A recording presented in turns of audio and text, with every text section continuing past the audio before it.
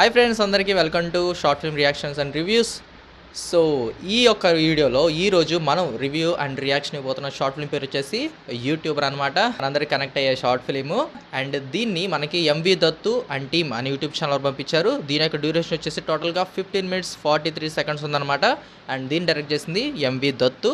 వీడియోలకు వెళ్ళబోయే ముందు మనందరం కూడా కామన్గా ఈవెంట్స్ అన్నీ చేసుకుంటూ ఉంటాం. కాకపోతే కొంతమంది ఏంటంటే కొంచెం స్పెషల్గా సినిమాటిక్గా కావాలనుకుంటారు, సినిమా లెవెల్లో అవుట్పుట్ రావాలనుకుంటారు. కాకపోతే దానికి అయ్యే లక్షల బడ్జెట్లు వేల బడ్జెట్ పెట్టలేక ఏంటంటే నార్మల్గా వెళ్ళిపోతూ ఉంటారనమాట.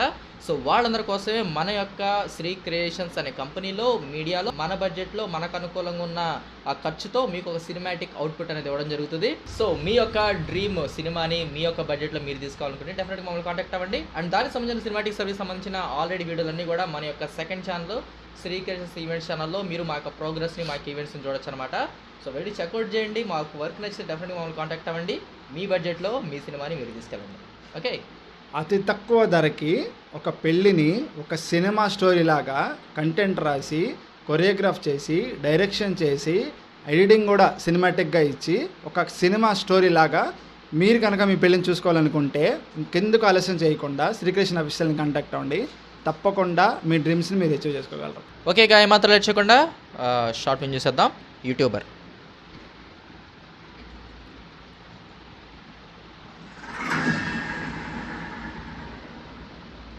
ఆ మధ్య ఉండే కాలం, ఆ కాలంలో జరిగే ప్రయాణం చాలా అందంగా అద్భుతంగా ఉంటుంది.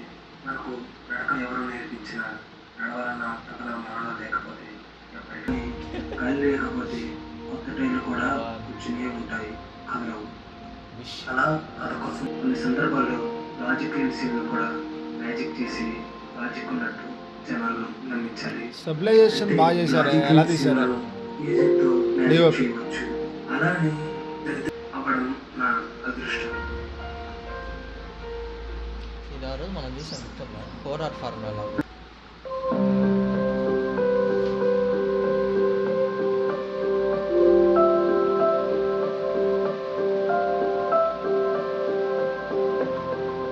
ఆకలేసే వరకు రా, ఇయే తగ్గించుకోమన్నా.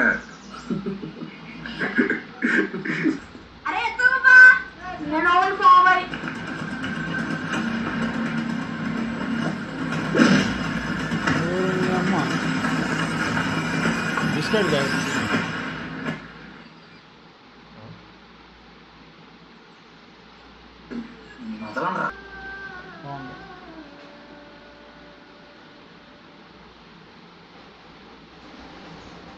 చూసావా? Symbolic shot.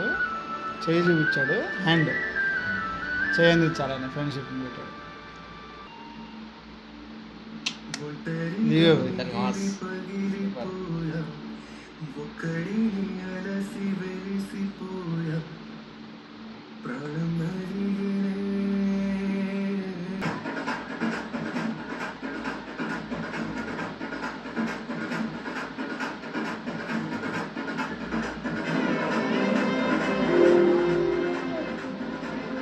ఆవరాయిలు గట్టిగా పడి ఉంటాయిగా.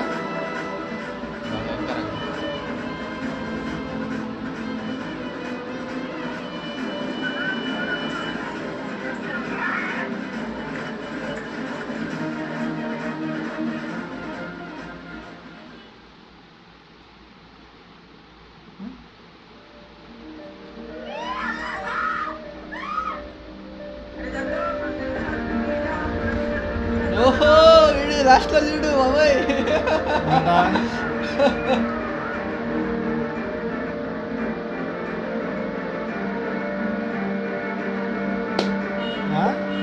నువ్వు ఇంకేసాడా?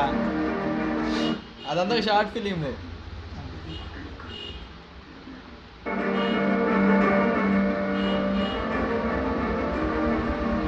స్టోరీ షార్ట్ ఫిలింని అందరు కలిసి చూస్తున్నారు. అది వాడు తీసిన షార్ట్ ఫిలింలో వాడు చచ్చిపోతాడు. యాక్చువల్గా షార్ట్ ఫిలిం చేసినవాడు చచ్చిపోతాడు. వాడిని తీసుకొచ్చి వాడు ఫ్రెండ్ ఎవడైతే ఉన్నాడు వాడు రివైజ్ తెచ్చుకుంటాడు. అదంతా షార్ట్ ఫిలిం. వీడు వాళ్ళందరూ చూపిస్తున్నాడు అయిన దాన్ని. వాళ్ళందరూ ఎత్తేసాడు. గైస్, ముందుగా యొక్క షార్ట్ ఫిల్మ్ లింక్ అనేది డిస్క్రిప్షన్లో ఉంటుంది అనమాట. ముందు ఈ యొక్క రివ్యూ అర్థం కావాలంటే ముందు ఆ షార్ట్ ఫిల్మ్ చూసి రండి. అప్పుడే మీకు ఇంక ఈ రివ్యూ డెప్త్లో అర్థమైద్ది. ఓకేనా? ఇక రివ్యూలోకి వెళ్తే ప్రయత్నం అయితే బాగుంది మొత్తానికి. సో ముఖ్యంగా దీంట్లో బాగా ఎలివేట్ చేసినవి ఏంటంటే ఒకటి డిఓపి వర్క్ అయితే అవసరంగా ఉందన్నమాట.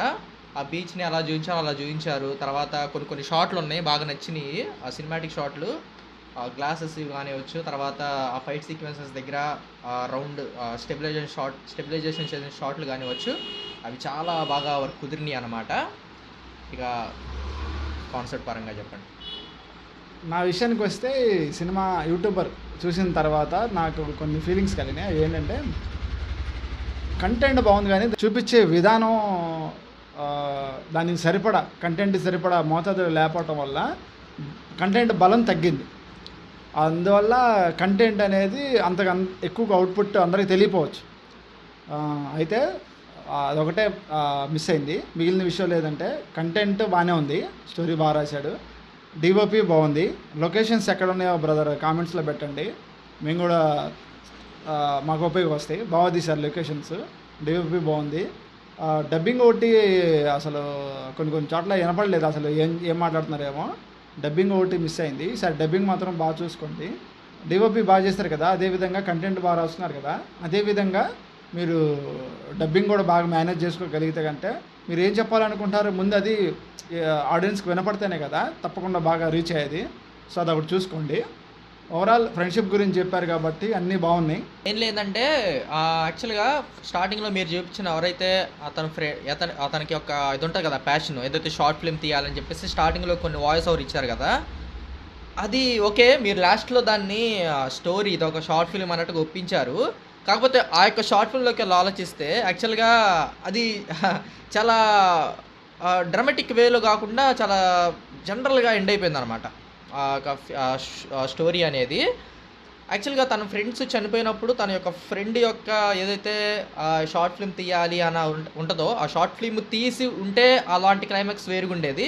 కాకపోతే జస్ట్ అతను చంపింది ఎవరో తెలుసుకొని ఈ ఫ్రెండ్ చంపేస్తాడు. అది మనం చాలాట్లో చూసినట్టు అనిపించింది అనమాట ఒక ఫీలింగు. కాకపోతే దాంట్లో మీరు జస్టిఫికేషన్ ఇచ్చేసారనమాట, ఇది ఒక షార్ట్ ఫిల్మ్ అన్నట్టు. దాంట్లో జనాలు మీ యొక్క ఫ్రెండ్స్కి ఏదైతే చూపించారో అక్కడ మొత్తాన్ని మీరు సాటిస్ఫై చేసినట్టే. ఎందుకంటే ఇది స్టోరీ, అది మీరు తీసిన షార్ట్ ఫిల్ము, మీరు చెప్పిన స్టోరీ కాబట్టి అందులో మీరేమైనా రాసుకోవచ్చు, అది మీ ఇష్టం. దాంట్లో మనం లీగల్గా వెళ్తే అట్లా ఎవడు క్వశ్చన్ చేయడానికి లేదు. ఎందుకంటే మీరు దాన్ని ఒక స్టోరీలా కన్వే చేసి చూపించారు, ఒక ఫిల్మ్లా కన్వే చేసి లాస్ట్లో చూపించారు కాబట్టి దాని మీద ప్రశ్నించకూడదు అనమాట. ఎందుకంటే అది మీ ఓన్ ఇమాజినేషన్లో మీరు తీసింది కాబట్టి ఇక దాంట్లో క్వశ్చన్ ఏం లేదు. బట్ ఇంకేస్ ఆ స్టోరీలో కనుక వాళ్ళు ఆలోచిస్తే క్లైమాక్స్ అనేది కొంచెం రెగ్యులర్ ఫార్మాట్లో ఎండ్ అయిపోయింది అనమాట. అదొకటి కొంచెం డిస్సాటిస్ఫాక్షన్ ఉంటుంది చూసే జనాలకైతే. మేబీ కుదిరితే కొంచెం డిఫరెంట్ క్లైమాక్స్ని ట్రై చేయండి. తర్వాత అసలు మెయిన్ ఇష్యూస్ అలా డబ్బింగ్లో ఉన్నాయి, మీరు దాన్ని ఇంప్రూవ్ చేసుకోవాల్సిన ఆవశ్యకత ఎంతైనా ఉందన్నమాట.